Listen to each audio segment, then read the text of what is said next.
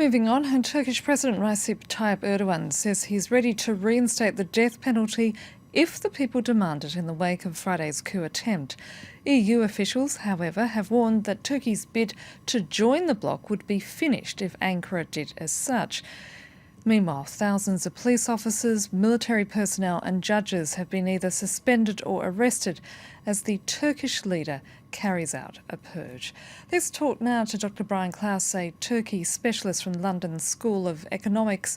Now, there's been a lot of speculation that this was a government stage coup, thus giving the Turkish leader the ability to purge the government and the military of all opposition. Do you believe that's actually the case? I think that's highly implausible given the scale of the actions last Friday night. I mean, there were many people involved and taking huge risks with their lives. But at the same time, you can see that this is an opportunistic response by the Turkish regime. The fact that there are tens of thousands of people that have been suspended from their jobs or arrested makes clear to me that this was something where these people were supposed to be, targets of the regime to begin with. It's impossible to imagine that they have hard evidence that 20,000 people were involved in this plot. So I think the response is opportunistic, but I think it's implausible that it was staged by the state. Yet on the other hand, as you say there, some 20,000 people have been suspended or arrested. If such a large number knew about such a coup attempt beforehand, surely word would have got out. Well, that's why I think they probably didn't. I think what's happening is that there's a purge going on where Erdogan is getting rid of a lot of perceived enemies of his regime and using this as a pretext to do so. This is basically straight out of Despots 101. It's one of the lessons that despots use when coup attempts fail against the state. They use it as a justification to do things they wanted to do anyway for a very long time. So that's why he's purging judges, for example. The odds that that 6,000 plus judges were involved in this coup plot is minuscule, but those people are being signaled as enemies of the state and accomplices in this coup plot. And it's just not very likely that that's true. Do you think President Erdogan has been strengthened by all of this?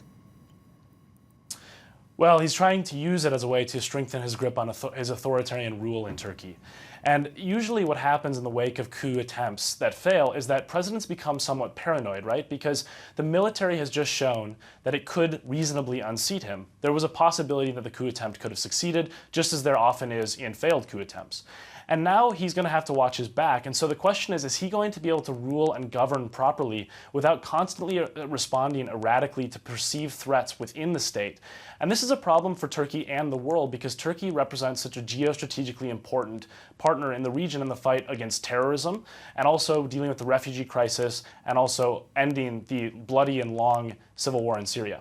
Because, as you say there's still a significant chunk of the population who feel that they've been very much sidelined by Erdogan and his policies.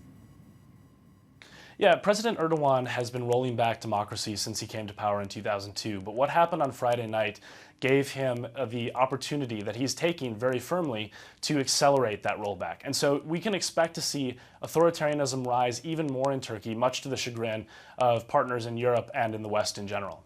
And he's talking about the fact that he will consider reinstate the death penalty. The EU is saying if that happens, they will not be able to, or rather Turkey will not be able to join the bloc. Does Ankara still care about EU membership? Well, look, I think that the idea that Turkey was going to join the EU anytime soon was fantasy to begin with. I think this was never something that was a realistic possibility. And I think it was often tossed around by people in their own domestic constituencies for political gain. You saw this with the Brexit debate in the UK about this threat of Turkey joining the European Union. And I just don't think that was very likely anytime soon. So the question about the death penalty is really one that Erdogan is trying to navigate from domestic political calculation. He's trying to show that if you mess with his regime, there are serious consequences. Now, obviously, I think this will be the nail in the coffin with Turkey's EU accession talks if he reinstates the death penalty. But you also have divisions within the West because people like Secretary of State John Kerry from the United States can't exactly lecture Erdogan on the death penalty given that many American states still have it. In general, Brian, what do you see happening in the weeks and months to come? I mean, will you see a greater division? Will you see possibly the chance of another attempted coup?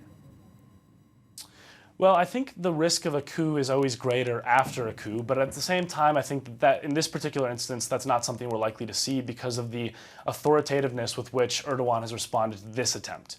But I think what we will see is, as I said, a very big surge in authoritarian practices, continuing a trajectory that was already set by Erdogan since 2002, but accelerating it dramatically. We've seen this regime jail journalists, crack down on dissidents, and also severely violate human rights. And I think we're going to see a lot more of that. The problem here is that a lot of the information is coming out from the Turkish state about what they're doing. And this is like the fox guarding the henhouse and us asking the fox what it's up to. A lot of times with coup attempts and their aftermath, there's an opacity to what happens, and you find out later that there were torture, extrajudicial killings, detentions for long times without notification to the families, and there's a high risk of that happening now in Turkey. Brian Klass from the London School of Economics, thank you.